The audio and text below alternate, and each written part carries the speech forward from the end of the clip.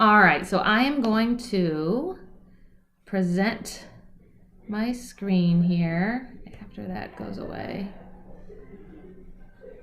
All right, so what I'm going to do is I'm going to present my screen, and if anyone does not see what I will be showing you, I'd like you to chime in and let me know. I should get a ding if you send me a message. I can come back and look. But Shelly, you've been really great to respond. So maybe I could have you as my designated. I don't know if you have the option to unmute yourself and say, "Hey," and let me know if something's wrong.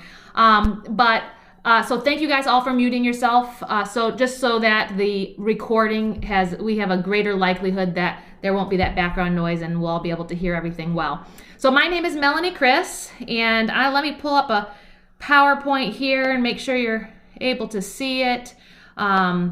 I will start here from the beginning. So what I want to do right now is I'll give you a little bit of background about me and about telehealth, and I will periodically come out of here just to make sure that no one has any messages that I haven't seen or heard. So I just want to give you a little bit of background information about me. I've been an occupational therapist since 2000. And boy, time sure flies. I've always had a great interest in pediatrics, especially school-based practice. And for most of my career, I've been working in the schools with a short break to do some industrial rehab that I really enjoyed. I just love being in the community, in the natural environment of students or of clients. But kids and schools have always been my favorite. These are pictures of my kiddos now, who are now 14 and 16 years old. But I started my telehealth journey when they were a little bit younger than this right here in this picture. I'm in Ohio, and just want to give you a little bit of an idea about why I got into telehealth so that you know a little bit about my background. So a friend of mine is a special education teacher at an online charter school. And I would hear her talk about the difficulties and the challenges that she had or that the school had finding related service providers, because the students that attend these schools are scattered over a large geographic region. And to find the services that were listed on an IEP could often be quite challenging.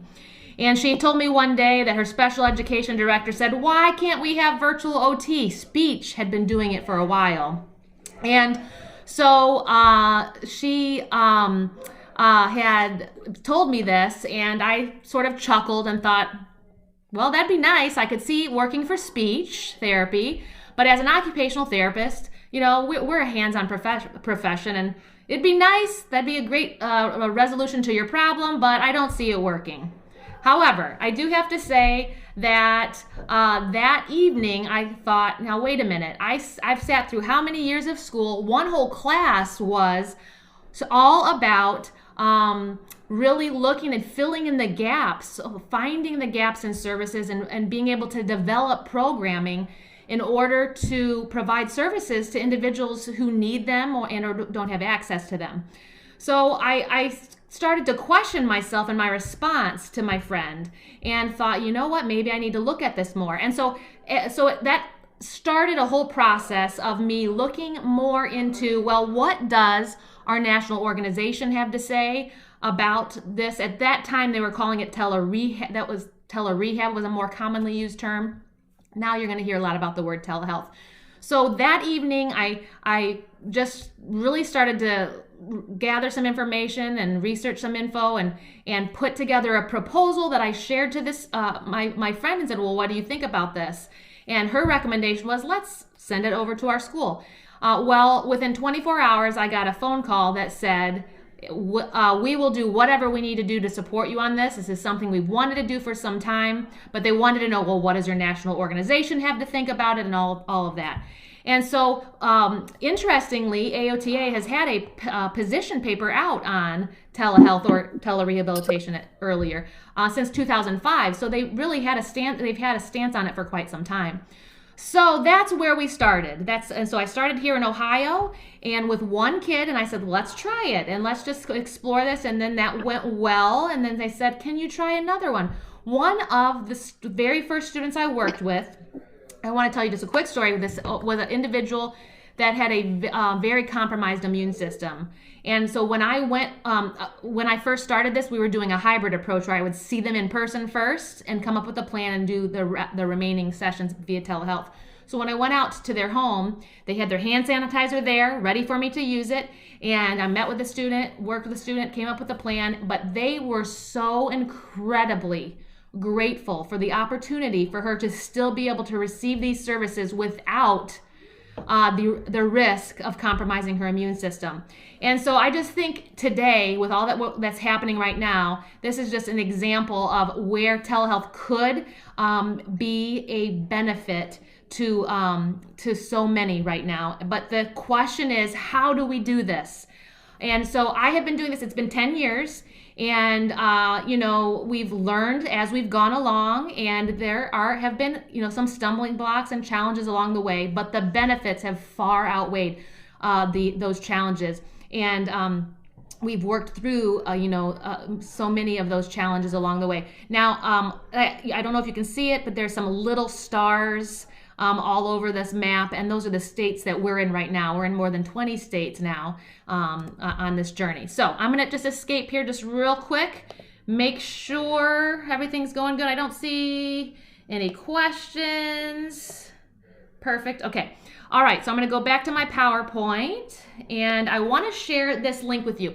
Some of you know or have heard of Jana Kaysen. Jana Kaysen is one of my mentors. She is fantastic and an expert in the area of telehealth. As a matter of fact, she was going to try to come today, but she wasn't feeling well.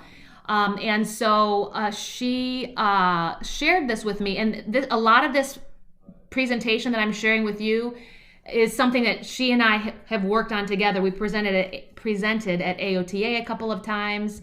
I presented some of this information at our state conference here in Ohio and various school programs, because now I'm not sure if everyone is familiar, but the AOTA'S is, they're at the college level, the students must be learning about telehealth now so that they can have that knowledge base because it's really only going to continue to grow. But this video is a fantastic video that Jana shared with me.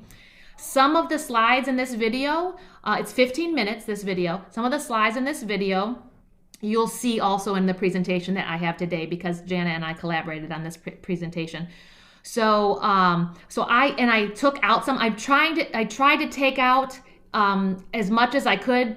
This presentation I pulled together was a 2-hour presentation that we did at AOTA, and I wanted just to get you the most important information that you would need at your fingertips right now that would apply to you.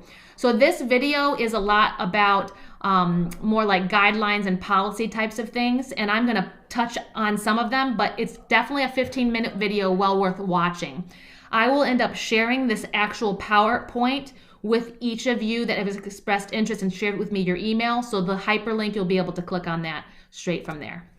Okay, this is one thing you will also see in her presentation, just AOTA'S definition of telehealth. And so AOTA'S definition, the application of evaluative, consultative, preventative, and therapeutic services delivered through information and communication technology. They have updated this position paper multiple times since that first position paper that they had when it was called the telerehabilitation position paper. But this is the existing definition that they have. And below are the areas addressed in this position paper.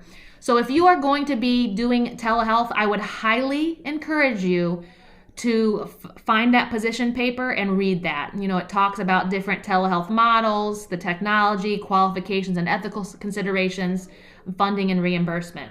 So today we're going to touch mostly on some of the ethical considerations and practitioner qualifications, but as well as some intervention ideas that I want to share with you today. So Now, I am skimming through some of these slides because I want to get to things that I know you're looking forward to really hearing about. So I just wanted to give you an overview. In telehealth, you can have synchronous or asynchronous services. What we're going to be talking today is synchronous, basically live. It's not where we are recording things and forwarding that. We're going to be focusing on the use of video conferencing as part of telehealth. So, but those are some other examples there. And then again, there are many reasons why telehealth could be beneficial, and these are several of those reasons that it would be beneficial. But one of the reasons I just highlighted in red, why is this beneficial at this particular point in time, even beyond these online charter schools that where we've been doing this a while in the online charter schools? Well, now we're seeing this with the coronavirus and all these challenges where a lot of people are looking at shifting services. Right now in Ohio, they've mandated that we don't have school for 3 weeks. But the governor has said he would not be surprised if we don't return to school the rest of the school year. That's a scary thing to think about, but I don't know if that will ring true. I hope not. But coming up with a plan to be able to still implement services in an ethical way and a beneficial way is certainly important. And this is one of the primary reasons that I had seen in little pieces, like the one little girl I told you about early on, but now we're seeing this on a wide scale, that this is why telehealth and understanding how to use it can be a benefit. I'm going to skim past this. There's a lot of places using telehealth. They've been using telehealth for quite some time. The VA is the leading leaders in telehealth, especially. But we've been seeing telehealth in the schools for quite some time. I will tell you, in 2009. When I was coming up with the proposal, I searched and tried to find individuals who had been doing telehealth. And I was able to find one, and I'm sure there may have been others, but in all my research, at that time, it was so difficult to find someone to just touch base with and run ideas by. The University of Washington, I believe it was, had done a pilot program, a hybrid approach, some in person and some telehealth. And so I was able to connect with someone who they were working on their programming about the same time where I was initiating this.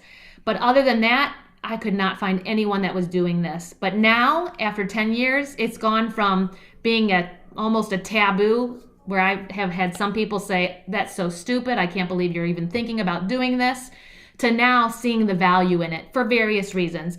But all these places have been using telehealth for it's not new. We still need, to keep working on having, more research studies and evidence to show the validity and the benefits of completing things with telehealth, but it is definitely not new. And now I wanted to share this with you. I do, if anyone is interested in looking at, I have a whole handout that looks at many pages worth of research studies on telehealth. So if you feel that that you'd like to look at it, or if someone else needs to look at it, I'd be happy to share that with you. I will say that when I was a fieldwork coordinator at the University of Toledo years ago, some students helped me to get that started, and then I've continued it. I haven't probably added much to it in the past year or so, but there are some research studies where it will tell you, it looks at each of the AOTA practice areas and what does the research have to, what was the outcome of various research studies. But I did want to point out these two, that if you just want to go and see, well, what does overall, what does the literature have to say?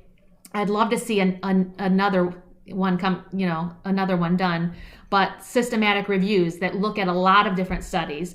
And you will find that the evidence, you might be surprised, it's very promising in the area of telehealth, showing that there are not statistically significant differences between, even an evaluation, like a home health evaluation. There's a study I have on there where there were not, some of the in-person therapists found some things that the telehealth did not find, and vice versa. The telehealth therapist found some things. So it ultimately is the difference between just something a therapist would notice in general. So very interesting and very promising. So that is out there if you would like to look at this. Now, okay, I'm gonna pause. I'm gonna make sure that, just gonna peek and see if anybody has any thoughts or questions.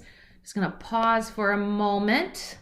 All right, before I get into my next slide is going to be talking about some of the technology, some of the video conferencing technology that's available. Before I do that, does anyone have any thoughts, any questions at this point? We'll just pause for a moment. Shelly, will you just let me know, are you still hearing me okay? All good? I can hear everything okay. Okay, perfect. So I should say, right now we're in Google Hangouts. I do not use this for telehealth. This I'm using as a medium to be able to present to a large number of people. And so with Google Hangouts, with Google Hangout Meet, it's more simplistic. I can present my screen, I can chat with people, and I can have, a number of people inside of the room. But there are a lot of video conferencing platforms that you can use that would be more suitable, or you can do more things with them, and it'll make things, you can do things that are more engaging with the right platform. But there are some really important things you need to think about when you're figuring out, well, what video conferencing platform do I use? Now, I've known people that have said, oh, I've used Skype or I've, FaceTime. Not recommended to use those. You certainly, I guess you could make sure you get an informed consent and say, hey, here are all the risks if this is all that we have. But there are better options. And especially in the school-based environment, we need to be thinking about FERPA and HIPAA and all these confidentiality things. So it's really important if you can, it's really important to find a video conferencing platform that is HIPAA compliant. Now, so the next slide I'm going to show you are some of your options. Oops, I need to present my screen again. Okay, come on, go over here. Why is it not? Oh, there we go. Oh, I'm still presenting. Okay, so let me know, Shelly, if this does not come up. I'm going to pull my slide back up again. All right, so here are the video conferencing technologies. This is not an exhaustive list by any means, but these are various companies that have endorsed their software or that have shared that their software is HIPAA compliant.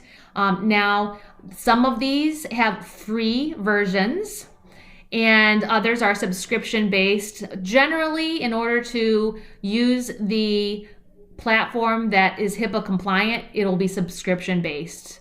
And for example, Zoom for Healthcare is probably the number one. I'm not endorsing any of these. I will tell you the two that I have personally used are Zoom and Adobe Connect. I have not used any of the others. I do know of others that have used some of these others. So I like both Zoom and I like Adobe Connect. I recently found out that Adobe Connect you can get a free version of that. You were not able to do that previously.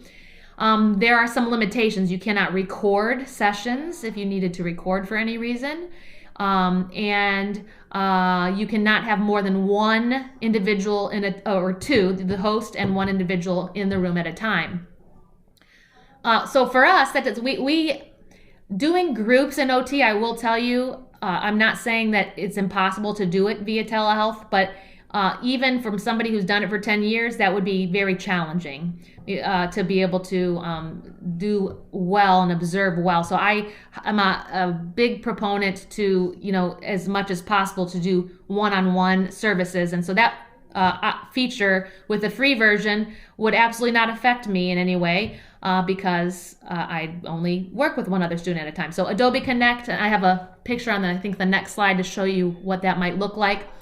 And then Zoom does have a free option, but Zoom for Healthcare is the option that is HIPAA compliant. Now, the fantastic news, some of you may have already heard this, is that the CEO for Zoom has offered free access to their Zoom for Education product for schools.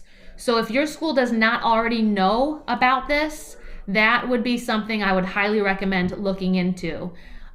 So real easy to use. I know Jana uses Zoom, and so I've only heard good things about that. Now, I did hear a ding, so I want to come see if someone had a question. I used Zoom with a document camera last week and worked on it. Perfect. A document. Some of you might not know what a document camera is.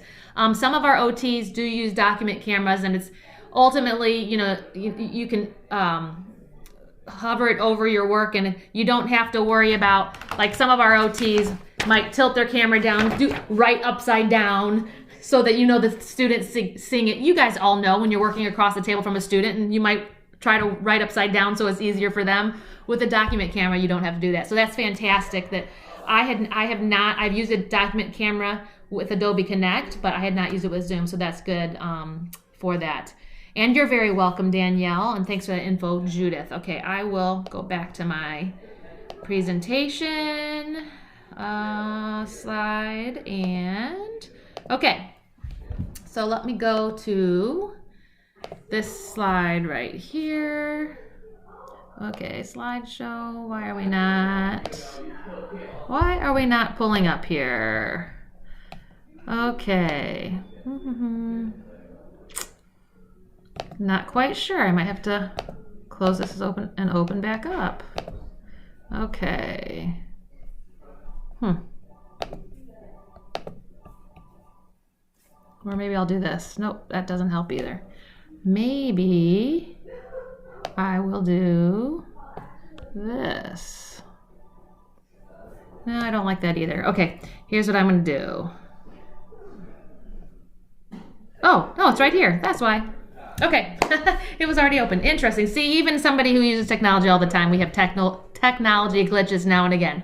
All right, so let me know, speak up if you're not seeing this. But this is just a picture of what my screen might look like when I'm using Adobe Connect. So again, that's my little guy that is now 16 years old. So this was, I had used him as a model for some of the things that I would, post online visuals with the kids. So in Adobe Connect, which I'm sure many video conferencing platforms are like this, you can have a video pod and you can have a share pod where you are, sharing a document of sorts, a PDF, a PowerPoint, you can share different things. So we might, on our first session, it might be a Fun with OT session where we're just learning a little bit about our students. And we do send our kids a toolkit. So this is probably not something you'll have the luxury of being able to do. Unless this ends up being something long-term. I don't know if the schools would consider it or not, but when we work with our students, after we do an intake and meet with them a couple times, we develop a list of items that we think would be beneficial for the student. And so we mail that to them. So that's what I'm referring to here. Let's play with your favorite OT tools, because sometimes coming from one school year to another, they still have their OT toolkit bag. But there are other things that we can do in an Adobe Connect classroom. We have a chat pod open. We can open a website for them, take them right to a website. We can have them share their screen, and we can share their screen, and we can even request control of their screen and play a game together with them. So for example, there might be a memory game, and we could literally take turns. I know you can do this with Zoom as well, and I imagine you can do that with a lot of other video conferencing platforms. So there's so many things you can do, and in Adobe Connect, the web links pod is just a nice feature to be able to open it up easily for the student without telling them, hey, go here. You just click a button, pops open for them.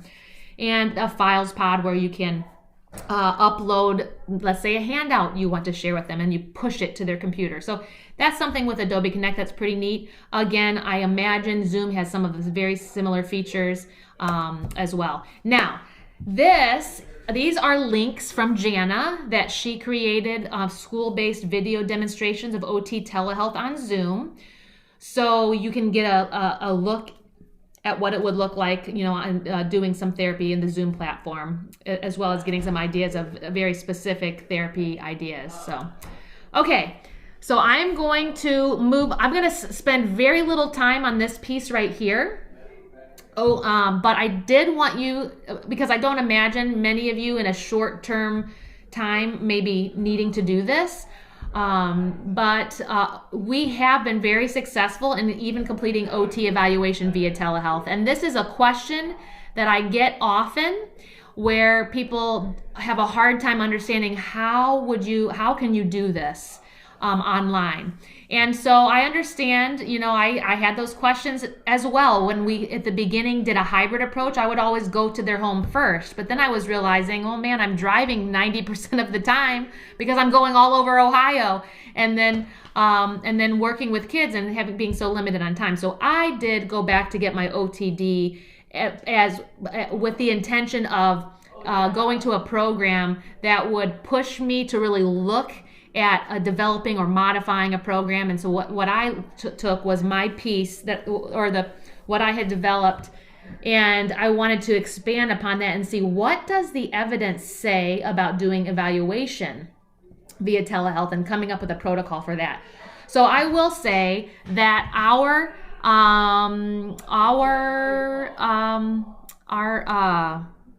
feedback, the feedback that we've received, has been fantastic.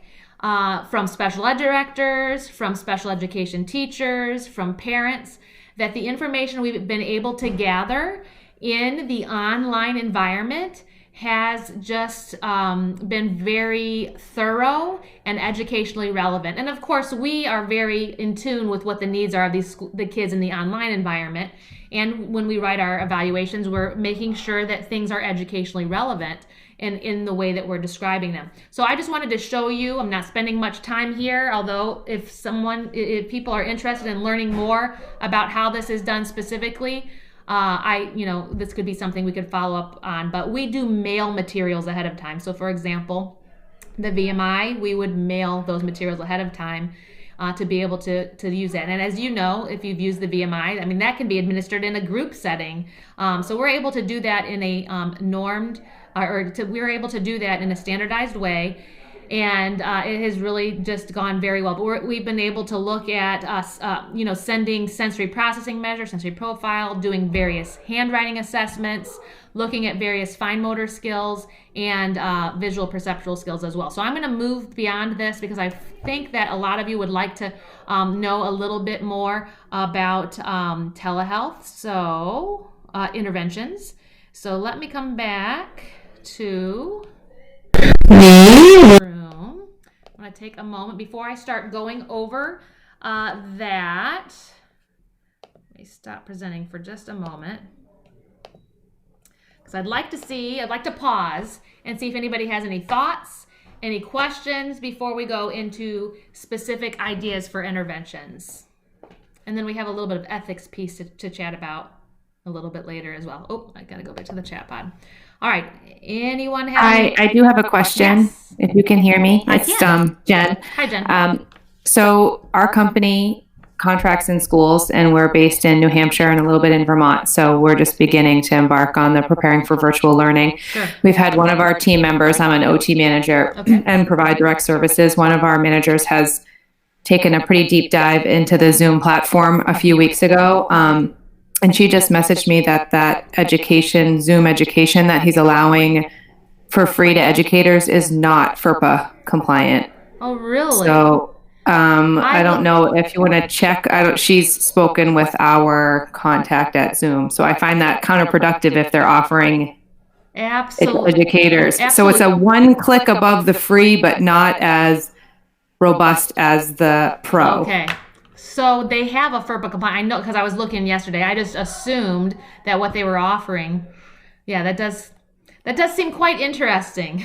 But they do. At least they advertise that they have a FERPA compliant option. They do. Yeah, we went ahead and purchased that for some of our folks, and then just wanted to share that with you, as I think information is going to become available minute by minute. Oh yeah. Oh, I'm sure. And there may be there could be changes Well, Sure. yes, minute by minute, second by second, we can see different changes.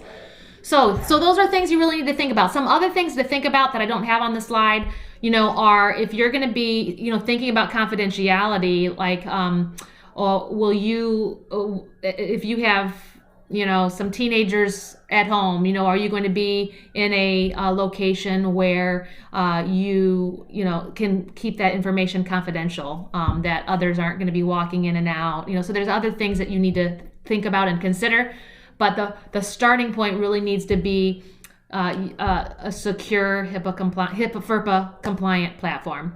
So, wow, thanks so much for sharing that, Jen. But the schools may need to look into purchasing something like that, or I would imagine that we may even get some government funding to help with some things like that. Judith said our school purchased Zoom. We also use Sign Up Genius to invite families to join. Oh, very good, to make it easier for them to join the session. Do we need to take permission from the company to do on? I'm not sure what you mean about taking permission from the company. What company? Do you mean for me to get permission from the family to do online vows? I'll need you to clarify maybe further. Is it Ushma? If you could clarify for me further, I will tell you that for us, we work with the schools, and the schools get all the. We contract with the schools, and the schools take care of all the permission documents that need to take place, that need to be completed. So I don't personally do anything with that. So I'm not sure if that answered your question or not. So if you can expand on that if need be. But any other questions before I move back to the PowerPoint? All right, so I will move back. Oh, I see I'm unable to unmute myself. Okay, I'm so sorry about that. Let me see if it will let me unmute you. I don't know. Let's see. I don't think it's not letting me unmute you either, so I'm not sure what to say about this. So if you just want to type, sorry, I'm not sure why that is not working. But let me go back to present my screen. And we'll go back to that PowerPoint. Okay, OT interventions via telehealth. So most of the things that we would work on in a bricks and mortar setting, in person, can also be worked on in telehealth with the idea that creativity is a must. But we're all creative. We're creative therapists, and very resourceful, and so if you're open to thinking outside of the box, you can work on almost any area of any of these areas here that you would work on also in person. So this was just something that I usually keep in our presentations where I share how we do it. And this is what I had referenced to you all not too long ago, that we mail our kids out an OT toolkit. And they think it's like Christmas. It's so exciting. They get this bag. It looks just like this bag, my OT tools. And in there may be some fine motor manipulatives, maybe some sensory fidgets. There may be some handwriting things. We personally sometimes use handwriting without tears materials. We might put some things like that in there. So lots of different things. We actually have a master OT toolkit list that all of our OTs get, that whole box full of stuff.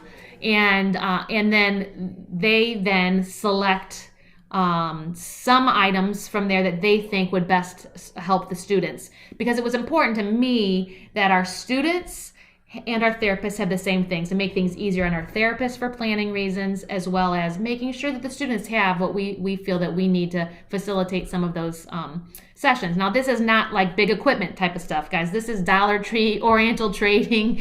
The most expensive things we put in here are like therapy putty, exercise band, some handwriting without tears stuff. So I know that a lot of you may not have this luxury. So, and I know there are not many. I honestly I heard of one other company, I don't even know which company it is, but someone told me, oh, we're now starting to do this. But most people don't do this, and so a lot of OTs that are jumping into telehealth just have to be resourceful and communicate well with the families on the other end, which may be something that you would have to do. But in an ideal world, if they could have the same things as you have, then it could, make for planning a lot easier. So these are just some things that might be in our toolkit. That the students could work with to work on, fine motor skill development, as an example, hand strengthening, in-hand manipulation. So all these are things that they might receive.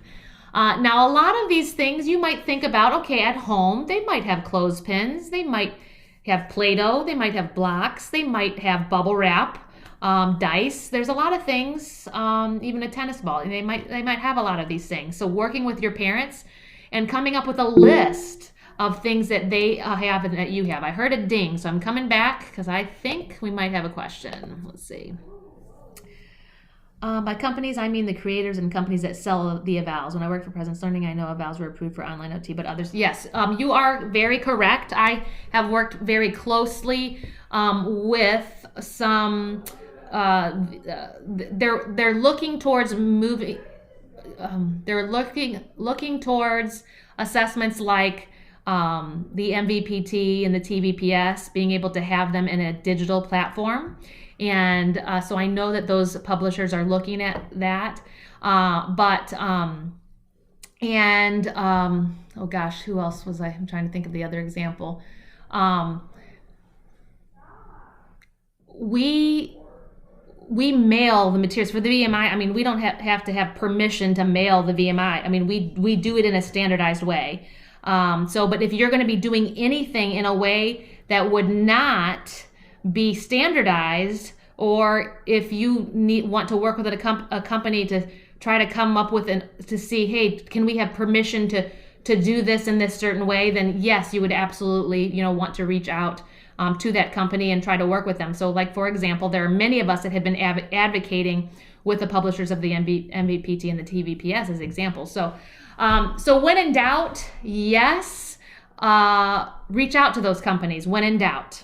But if it's an assessment that you can administer when you're sitting across from the table from them anyways, and they have the exact same supplies, and it's not something that they have to see online with a VMI, for example, you're the voice, okay? And they are looking at this document. It's not any different. It's not like the TVPS or the MVPT where it would have to be on the screen for them to see. So hopefully that makes sense, where you would want to speak with the companies. And if you ever use anything where it's not in a standardized way, there may be some people who would say, hey, this could be really valuable information. Then you just need to be very clear when you write up your report that this was not administered in a standardized way and it was for information gathering reasons. So, but there are some. Amy mentioned the PDCAT is all online, coming out very soon. Yes, and I love the sensory processing measure. That's what I know a lot of people like the sensory profile as well. Yes, the sensory profile as well, and that is online as well. The sensory processing measure also has a complementary tool called Quick Tips, SPM Quick Tips, that has been so fantastic. This could be a great tool for you all to be able to collaborate with your families. So if if the parent completes the SPM, the Quick Tips is a resource that a whole bunch of different OTs across the country came together with ideas of interventions to consider for every item that's on the SPM. And you can create an intervention report. And that report, you can delete things if you think that they don't apply for this student, and customize it just for them. Some of our OTs will use it and share the whole intervention report with the family right away after it's completed. Others keep it back because that's a lot of information. They don't want to overwhelm the families, so they will then just give them pieces at a time. But there are a lot of resources that are moving to online, and it's only going to keep improving. I mean, we've been having advocacy efforts for 10 years for some of these things, and things have been showing improvement where companies are looking at ways to make things all online. So it's good. It's going to keep getting better. There are some challenges and some disadvantages along the way, but at least in our setting, the benefits have far outweighed those challenges, and we've been able to work out ways to still gather information that we need to appropriately. Now, we don't have to have a standardized, other than in preschool. We don't work with preschool personally. We work with K through 12. a standardized score to qualify a student. For services. What we have to look at is, can we document that the challenge that they're having are significantly impacting their ability to access their educational environment? So a lot of information that we gather that's really important are those observational pieces that may not have a standardized score attached to it. So there's so much that we can gather and so much that we can learn. So I'll go back to the presentation slide. Well, now it's not showing me. There we go. But, okay. Okay, so these next handful of slides are just some favorites that our therapists have used that I wanted to share with you. So if you, a lot of these places you can purchase for your use a PDF of that you can upload into whatever video conferencing platform you are using. So, for example, Your Therapy Source, fantastic resource. Roll some fun. A lot of our therapists like to use dice activities. A lot of our therapists like to use some yoga type poses that are seasonal activities. There are motor minute challenges is a fun one that incorporates very fine motor, visual motor, gross motor, themed by page. So lots of fun things. Check that. They also have freebie resources from time to time. We have worked and can work with students on visual perceptual skill development. One of our favorite places to go is icanlearn.com.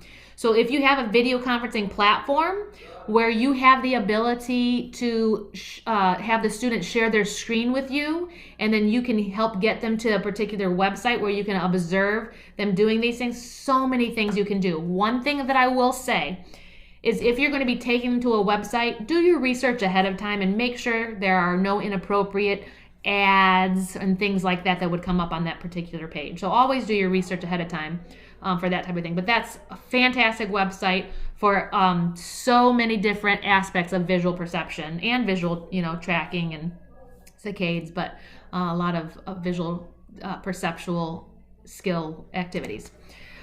Visual learning for life is another good one. It's much more costly, but they're really good resources. And forgive me, my doorbell is ringing, and sorry about that noise, but because I am working from home. So Visual Learning for Life is a good resource. Handwriting intervention. We mail some materials to our students, but surely the families would have some resources at home that you can utilize. Maybe some stickers. The little picture here is the green stickers are for, we talk about using our go fingers and our stop fingers. And so the green stickers are put on the thumb, index, and middle finger, and there are go fingers, and our ring finger and our pointer finger are our stop fingers. And we're just encouraging our students to really use our go fingers to do things, whether it be holding a pencil, using our tweezers and tongs, picking up items. And we might have our stop fingers hold on to something in our hands, or just, they're just kind of relaxing, hanging out, but our go fingers are doing most of the work. So we might be talking about that as in relation to pencil grasp. We might be doing some chalkboard work. We've done a lot of wet, dry, try things, which is a handwriting without tears resource, or activity idea. So we definitely do a lot of handwriting intervention, and especially with our younger kids. But we work K through 12, so we work with a lot of students who really need to focus more so on technology and making sure they're independent in the chat pod and all this. But you guys probably will have a good mix of handwriting needs as well as technology needs with your students that are attending bricks and mortar schools. But this is another program that I love to tell people about, the 1 hour to legibility program. Jan McCleskey is an OT out of Texas who has a handwriting clinic. She also has resources on multisensory keyboarding. 1 hour to legibility is a great one, and a lot of fine motor resources. But This, to me, is a great tool to work with students that are maybe a little older. They say second grade and older, but I probably use it more so for maybe third and fourth grade and older students. And it's just a fantastic resource, and you can purchase, they even have a PowerPoint that is recorded to training for it when you order it from them, and it comes all in an online format now. And something else I'll tell you about her when we get to the keyboarding piece, which is right here. Multisensory keyboarding I mentioned. Again, you'll see that name, Jan McCluskey.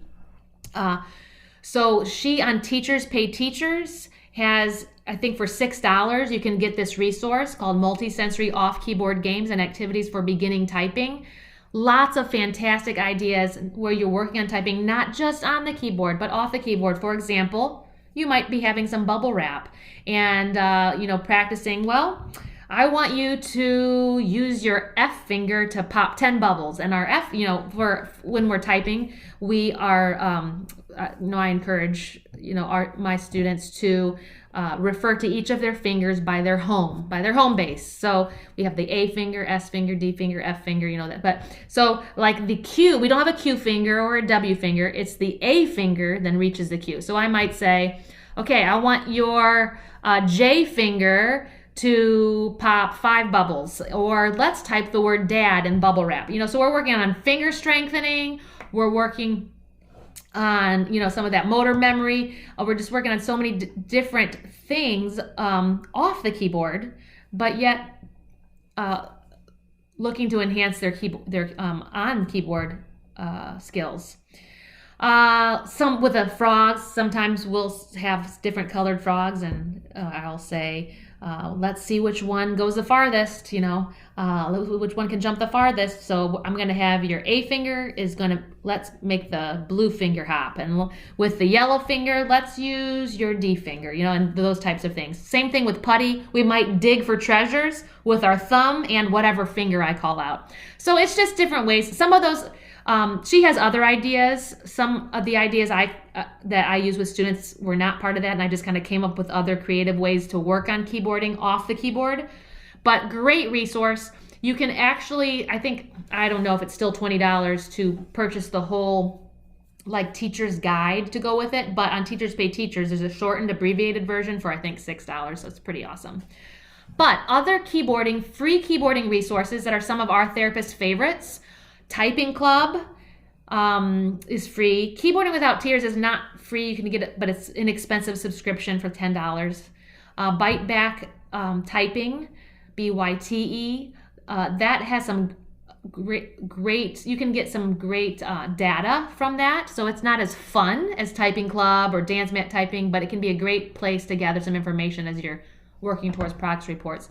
So the way we use these programs is we have them share their screen with us, and then we send them, we use web links to push them to that particular website, and so that we can see everything they're doing and talk them through that. In some cases, we might request control of their screen so that we can take them where we want them to go.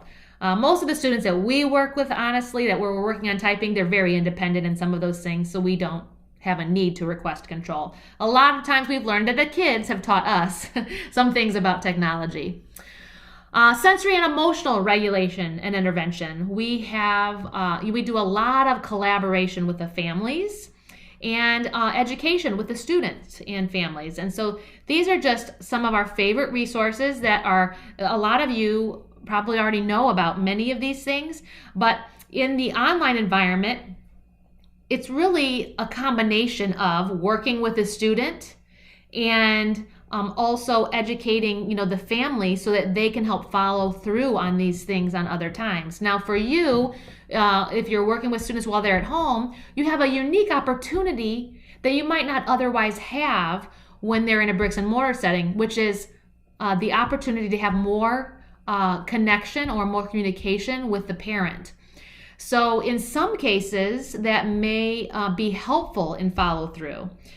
We have found, for those of us that have worked in both a bricks and mortar setting and an online environment, that we have a much greater overall percentage-wise follow through with our suggestions and ideas. But that is because the learning coach or the person who's kind of guiding our kids are the parents usually. Now, the kids that attend these online schools, they still have a teacher, regular education teacher, special education teacher that supports, but there is always an adult that lives or that comes to the home that makes sure they're doing their assignments and is moving them forward with those types of things. And so we have the opportunity when they're at home to have a lot more education of things that can really have an impact while they're at home if they follow through. And so some of those things that we've, zones of regulation is probably one of our favorites. I'm sure many of you guys know about zones.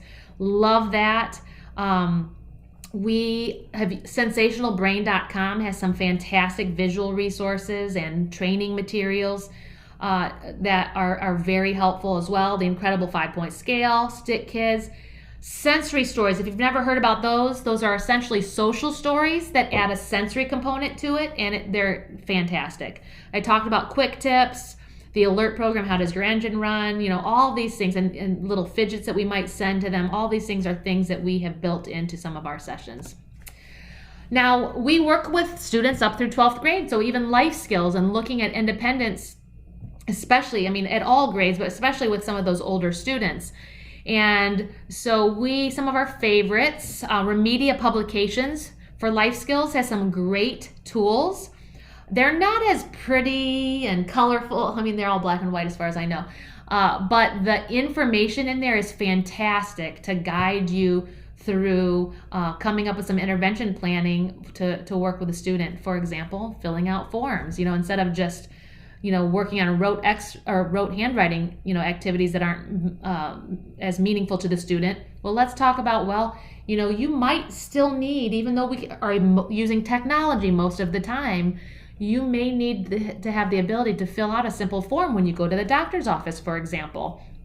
And there are resources to work on some of those things. This is also a wonderful resource, Modifications and Interventions for School Reporting Forms. And this is available. I think you can purchase it now in a PDF version as well. And it has all these various things that a student needs to be successful in school. And if they struggle with that, a whole bunch of intervention ideas or a whole bunch of ideas to share with parents about how to modify things at home or at school for success with those. And then it's a documentation resource as well. Okay, I'm going to take a pause, see if you guys have any questions. All right, any thoughts, any questions from anyone here on the on the meeting? Good so far? All right, I hope that means I'm doing a good job sharing information that is helpful. The next few slides it's actually something that Jana Kaysen in one of our sessions she had pulled together, like here might be a sample, what a sample OT session would look like, and I'll share that with you. But I see a question from from Judith. How long are your telehealth sessions? For us, I would say a good percentage of them are about 30 minutes.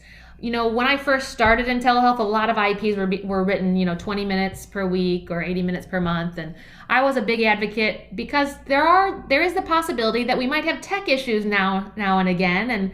And just want to make sure that we have enough time to be able to get some valuable things accomplished. So I don't like to see sessions much less than 30 minutes, although there may be some individuals who are like we're looking at discontinuing services, so we might just check in, once a month, and we might not need to meet that long. But I would say on average, our sessions are about 30 minutes long. There are some individuals or parents who really would say, hey, no, I really, if they have, let's say, 240 minutes per month or an hour a week, that's very rare.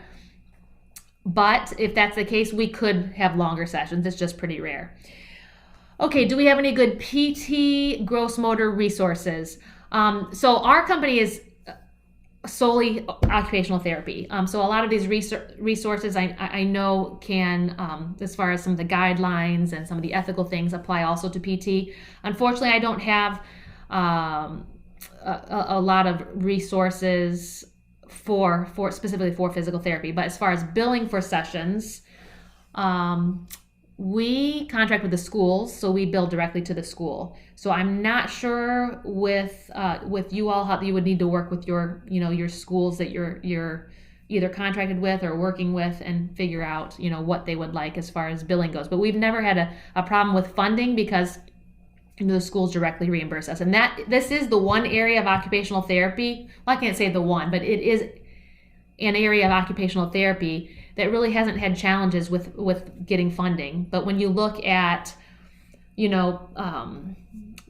clinic-based therapy, or to bill an insurance company, it's much improved. And in our AOTA presentation, we address this. It's much improved over the years, where there are some parity laws. It used to, 10 years ago, I don't know, you never saw a parity law where if the insurance company has to pay for in-person services, but the client prefers telehealth, then they need to pay that service as well. So there are a lot of states now that are allowing for that reimbursement, but it's still a challenge, reimbursement for occupational and physical therapy in many different environments. But schools has not been one of those where it's been a challenge, but you'll just need to work with whoever you're contracting with. Okay. All right, so for those that can stick around, I will go and jump back to the PowerPoint.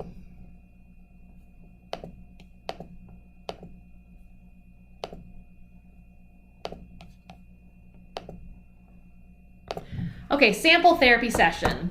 So I always encourage our OTs to rapport building, especially when you're not right there with them, is so important. So it's really important to start with some rapport building and just catching up, chatting. If they're students where you can have that back and forth conversation with, how's your day been? Did you get a chance to complete your homework activity? I will say there have been some therapists. There was an OT student, I wish I remembered her name, that posted in our Facebook page just about, I believe it was mindfulness, and just some helping our students come up with some stress relieving activities during this really challenging and stressful time for so many. So that, those might be things to really think about as well. Just really, being able to, interact and allow this time to be a time where they have fun and enjoy, but also be mindful that this may be a stressful time for them.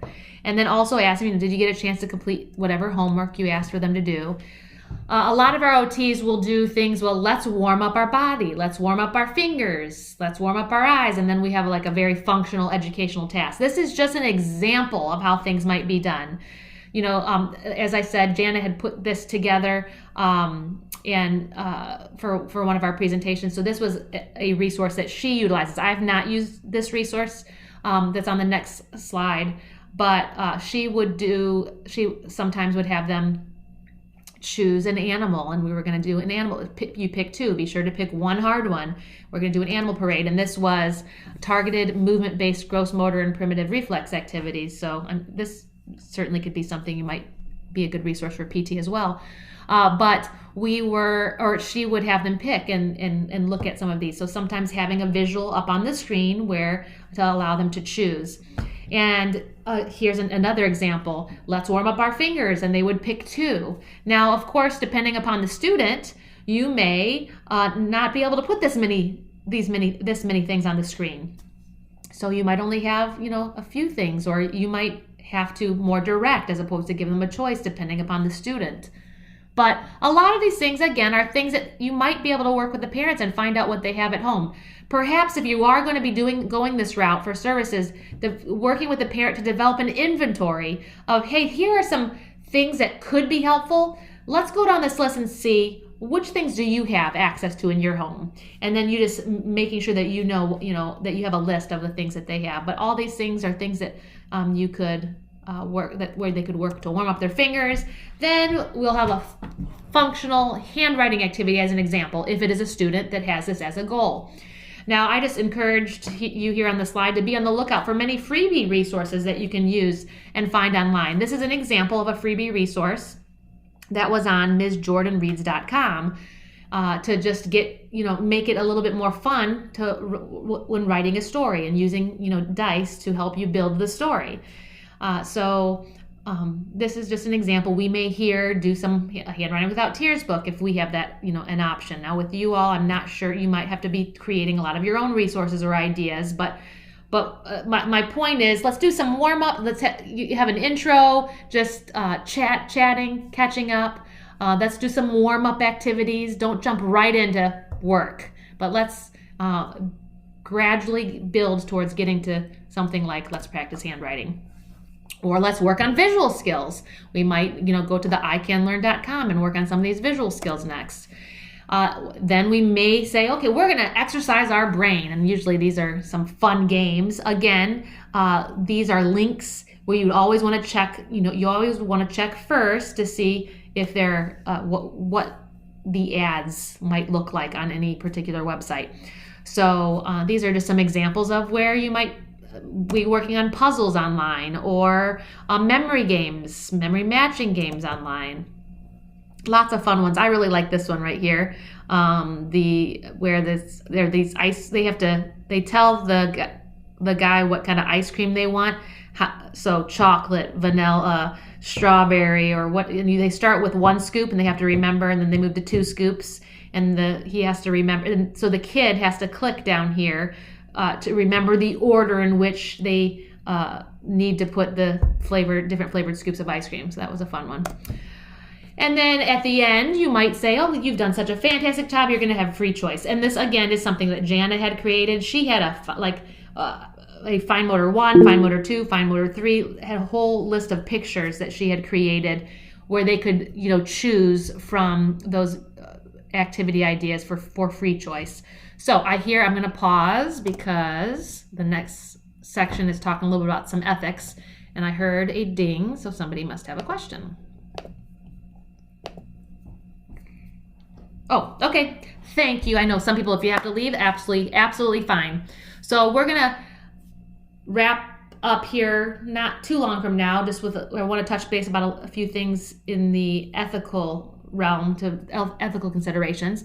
Before I go there, does anyone on the call here have any questions or thoughts?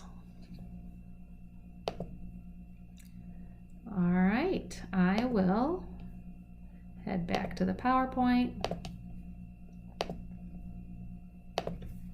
Okay, ethically speaking, some things that you really want to consider. First of all, it's important, that whether we're servicing students in a bricks and mortar setting or in an online setting, that we are following our code of ethics, our AOTA code of ethics, that are just as important to follow in this setting as it is in any other setting. But there's also some laws and regulations that are maybe specific to telehealth that you would need to keep in mind. So there's a link here that you'll be able to click, you should be able to click on once I share that with you, but I do have it open to, it basically takes you to this article. Again, Jana was one of the authors of this article, Telehealth, Regulatory and Legal Considerations, Frequently Asked Questions. So I just wanted to go through a few of these. So, for example, is there a need to secure licenses in 2 states before engaging in telehealth? Now, for most of you, this won't be an issue because you're working with students that are in your same state, okay? But a lot of individuals who do telehealth work with individuals that are in other states, and it's important that you make sure that you're licensed in the state in which you reside, as well as the state in which your client resides. And so you will need to be licensed in more than one state if you're servicing students in other states. So that is something you can read the detail about that in this article. Do state laws differ concerning telehealth? And absolutely they do.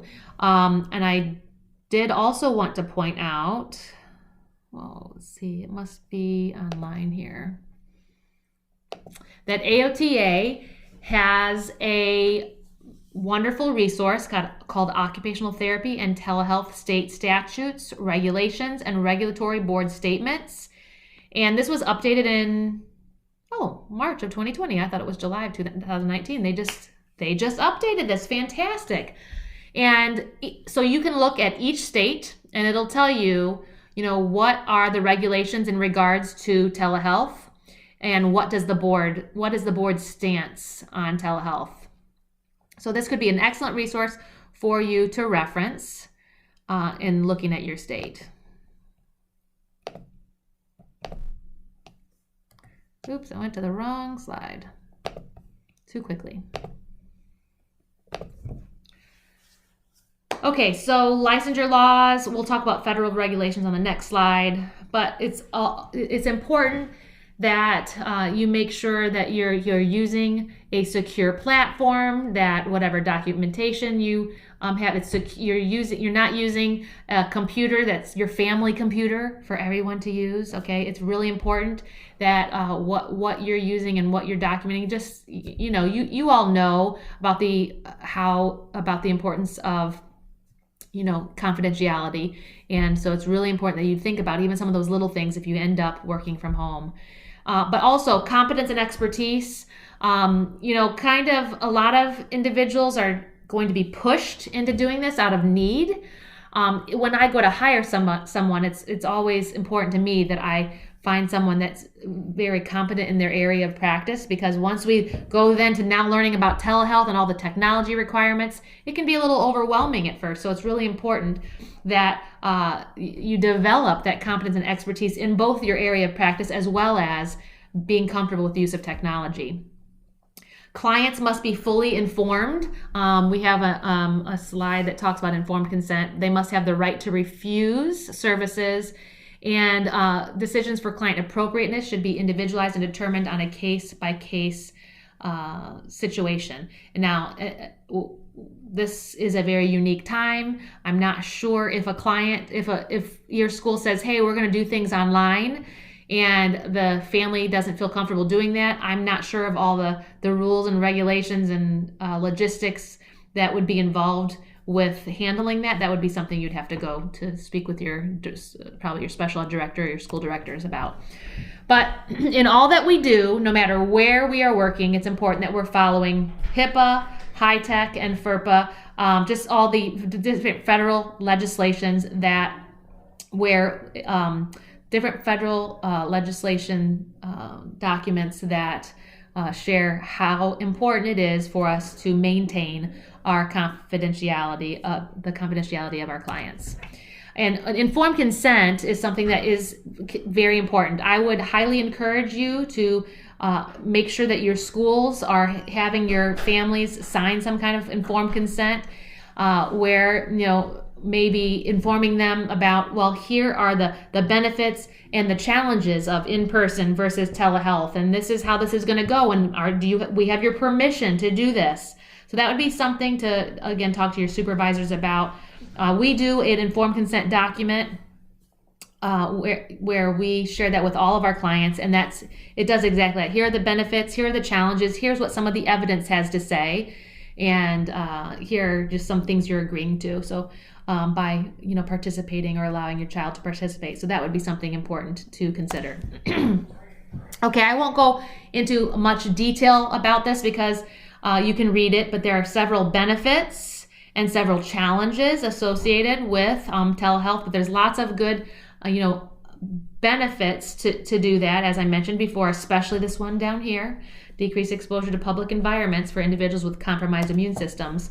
But we are going to there is the possibility of running into some challenges depending upon internet speeds, for example. I have heard in some locations, some internet providers are offering free services or free internet coverage to families of students that need internet to be able to do school. So maybe look around in your community. I know that's happening here in Toledo, Ohio, and that might be something that could be available in your area in order to help students even access the internet.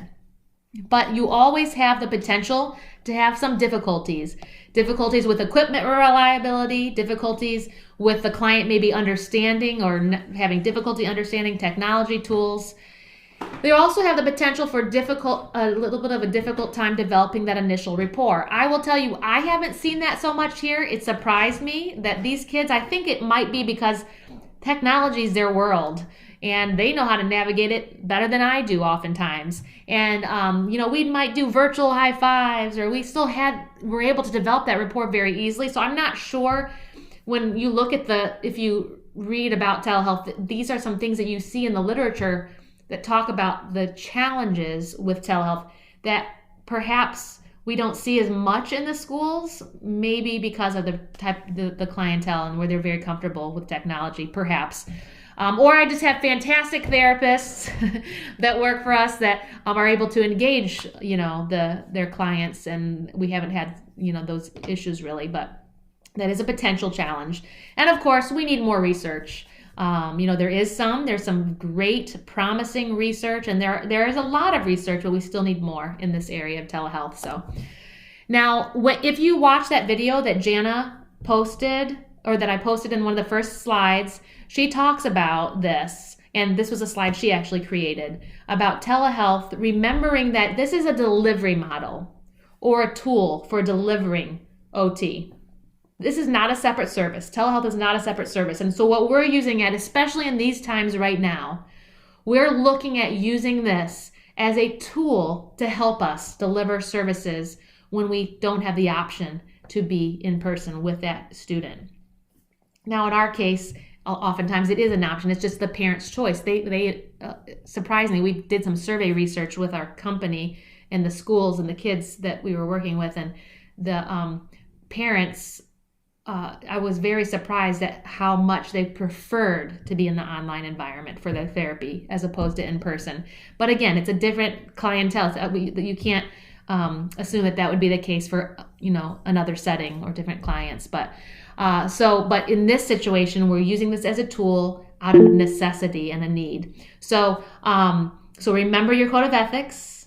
Remember, just like with hippotherapy, the horse is the tool for the delivery of OT services, and telehealth is the same. It's the tool. The horse is the tool, the computer is our tool, and so that we can deliver OT services.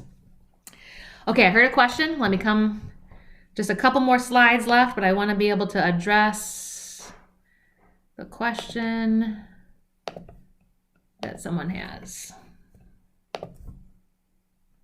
Oh, you can't see the slides.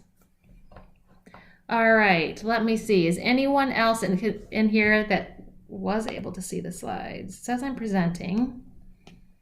Can anyone else comment to let me know if you also could not see the slides? Since I'm screen recording this, as long as it works correctly, you'll be able to see the slides since it's on the front of my screen. So I guess, Tracy, I'm going to put it back on the front. Right now it's showing me. I'm going to go back to the slide. And I will try to be clear in what I'm saying, just in case you don't have a visual. Okay, this next slide talks about what does your state licensure board think about telehealth? And I already showed you that visual of the document from AOTA. That's the biggest thing why I included this slide in this presentation, so that you, now I have to update it to say 2020 though. I would like for you, it would be a good idea for you to go and look and see what does your state, what does your board have to say about telehealth. Now this is for occupational therapy. I imagine physical therapy may have created something similar, but this is just an example from the Illinois Occupational Therapy Practice Act, and a lot of boards are following suit to support telecommunication or the use of telecommunication for therapy. So OT may be provided via technology or telecommunication methods, also known as telehealth. However, the standard of care shall be the same whether a patient is seen in person, through telehealth, or another method of electronically enabled healthcare. If you unmuted yourself, can you just mute yourself for just a moment, and then because there was some echoing here a second ago. But so these may be some helpful resources. This is a 50-state survey that talks about OT and PT telehealth laws and regulations. So that might be helpful for those of you who might be on here that are in PT. So I'm going to end up here shortly asking some questions, but this was a slide that Jana had actually added to our presentation for AOTA about how to get started. Now, this was keeping in mind that we were thinking when we were presenting this to individuals who are looking at getting started in telehealth, not out of a necessity in this, like the situation we are in right now. but some of these things could apply to you as well. Explore other programming and models and how are they doing it. Identify the HIPAA and FERPA compliant technology solutions.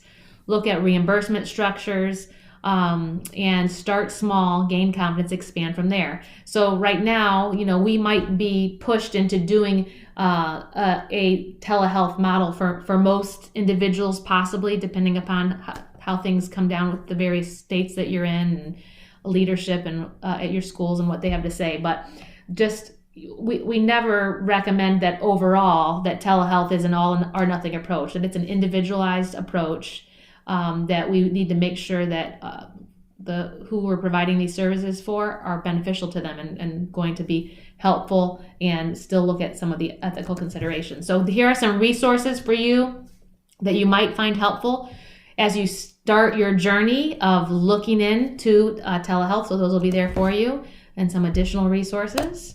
And that is it. So at this point, I'll come back. And I'd love the opportunity to answer try to answer any questions that you all might have. Anyone? And if you have questions, feel free to unmute yourself, or you can type a question.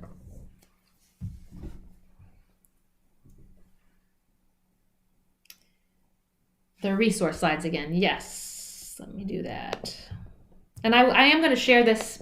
I'll do that, but I am going to share this PowerPoint in the PDF version. You're welcome. With everyone.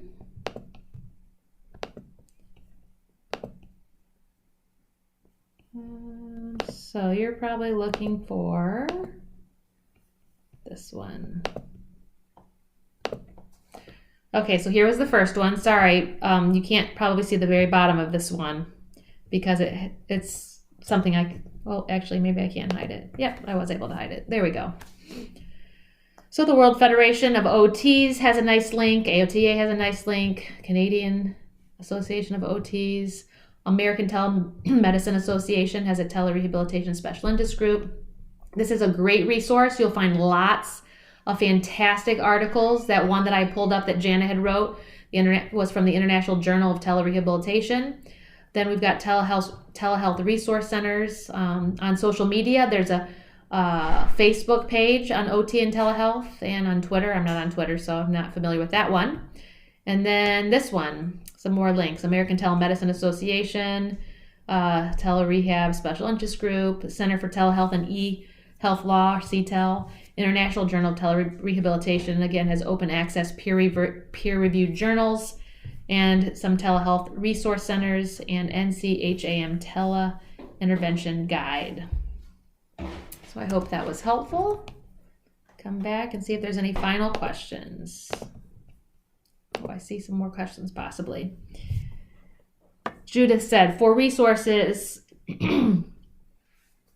such as the InspiredTreehouse.com has a springtime therapy activity packet you can direct parents to. Fantastic. I've also noticed a lot of therapists are going into our school-based, Facebook page and adding, hey, here's some things, here's some resources to share. I think that's fantastic that everyone is coming together, pulling together some really nice resources and sharing them.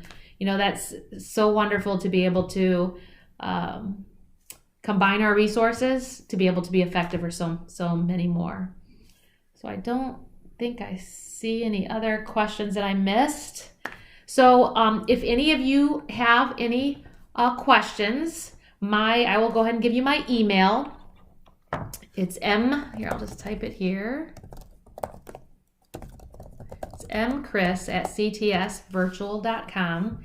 If anyone has any separate questions that you think would be better to, or you think about it later, or you think would be better to address not as a group, but let me know. I'm happy to reach out if a follow-up session of some kind would be helpful. I'm more than open to doing that as well.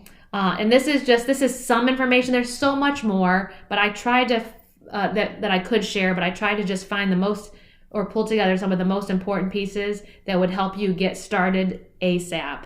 And so I hope this was helpful. Let me know if there's any other information I can help get you. And if you wanted that, email me if you want a copy of that intervention resource, or excuse me, the evidence and the research on telehealth, and I can share that with you as well. But I will work on everyone that was here. I'm not sure how quickly I will get to it, but within the next couple of days, I hope to get you a copy of the PDF of this PowerPoint as well. All right. Thank you so much, everyone. Yes, stay healthy. Thank you. Is there PD on how to use the video platform? Oh, I'm sure at each of the different I'm sure that Adobe Connect has videos and resources to walk you step by step through what to do. I'm sure there is with Zoom. I personally have mostly used Adobe Connect, so I'm really comfortable with that. So if there were individuals who are going to use that, I would be more than willing to do a follow-up session. I have not used Zoom extensively, I've just used it a little bit, but I'm sure there are videos. I'm pretty confident they'd have videos to walk you through the process for how to use those. So, all right. Well, thank you everyone so much, and good luck. Let me know if I can help in any way. Thanks.